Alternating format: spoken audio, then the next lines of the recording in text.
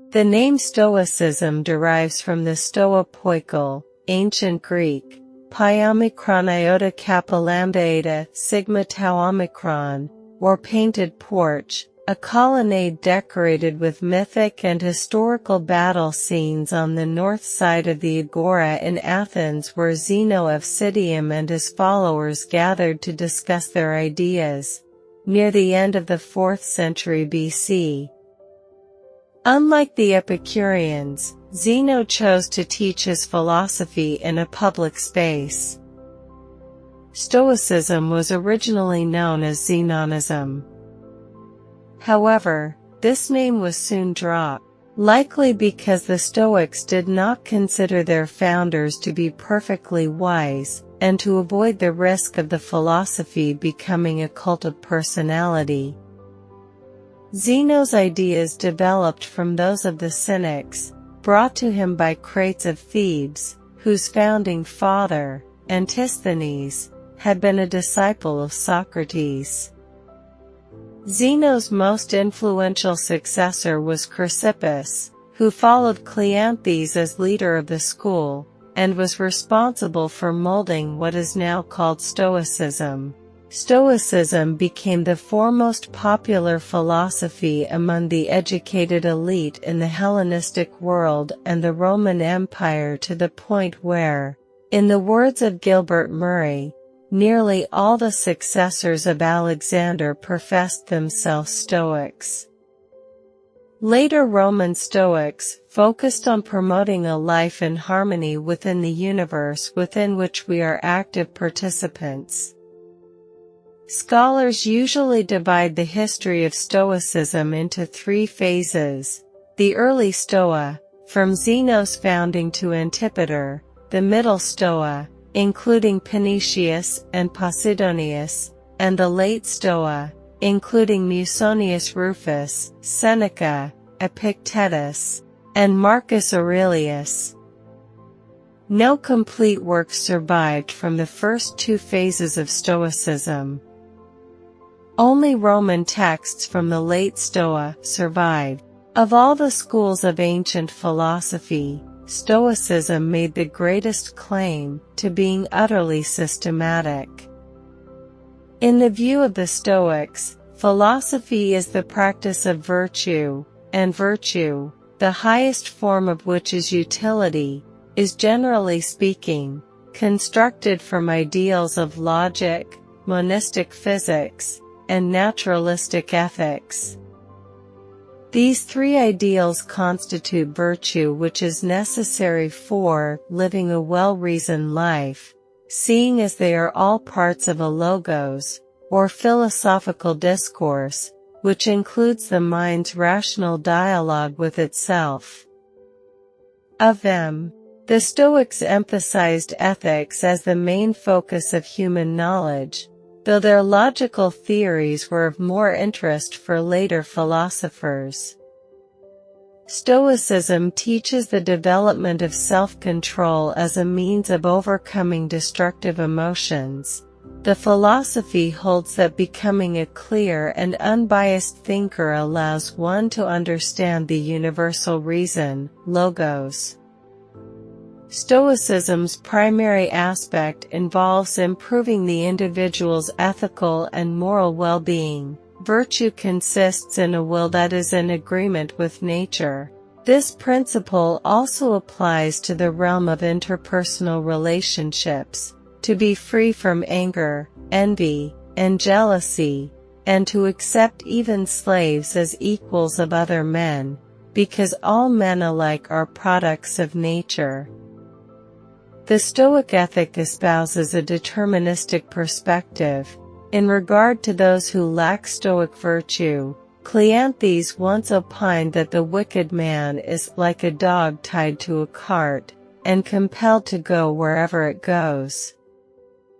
A Stoic of virtue, by contrast, would amend his will to suit the world and remain, in the words of Epictetus, sick and yet happy, in peril and yet happy, dying and yet happy, in exile and happy, in disgrace and happy, thus positing a completely autonomous individual will and at the same time a universe that is a rigidly deterministic single whole. This viewpoint was later described as classical pantheism, and was adopted by Dutch philosopher Baruch Spinoza. The foundation of Stoic ethics is that good lies in the state of the soul itself, in wisdom and self-control. One must therefore strive to be free of the passions. For the Stoics, reason meant using logic and understanding the processes of nature, the logos or universal reason, inherent in all things. The Greek word pathos was a wide-ranging term indicating an infliction one suffers.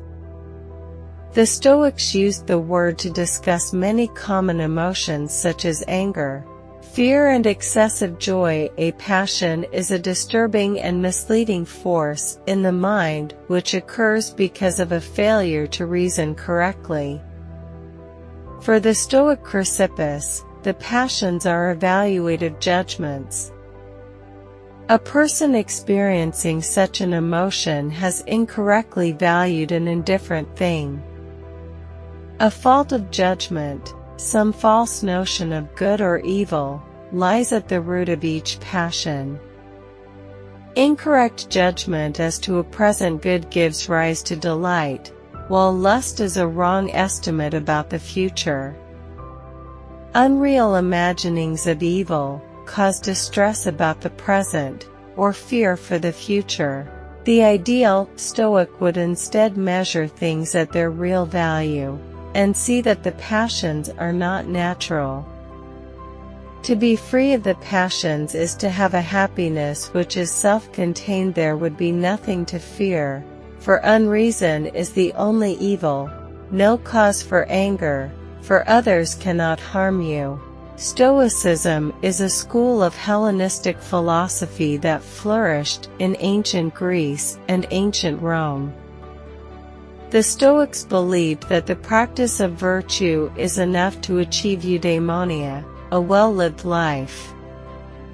The Stoics identified the path to achieving it with a life spent practicing the four virtues in everyday life: wisdom, courage, temperance or moderation, and justice, and living in accordance with nature. It was founded in the ancient Agora of Athens, by Zeno of Citium around 300 BC.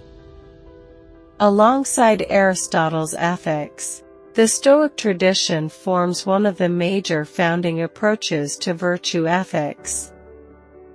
The Stoics are especially known for teaching that virtue is the only good for human beings, and that external things, such as health, wealth, and pleasure, are not good or bad in themselves but have value as material for virtue to act upon.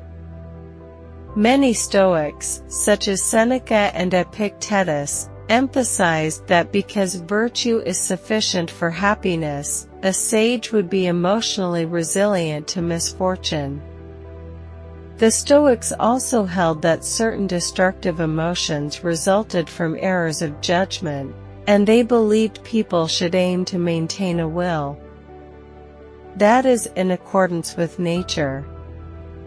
Because of this, the Stoics thought the best indication of an individual's philosophy was not what a person said, but how a person behaved. To live a good life, one had to understand the rules of the natural order, since they believed everything was rooted in nature. Stoicism flourished throughout the Roman and Greek world until the 3rd century AD, and among its adherents was Emperor Marcus Aurelius. It experienced a decline after Christianity became the state religion in the 4th century AD. Since then, it has seen revivals, notably in the Renaissance and in the contemporary era.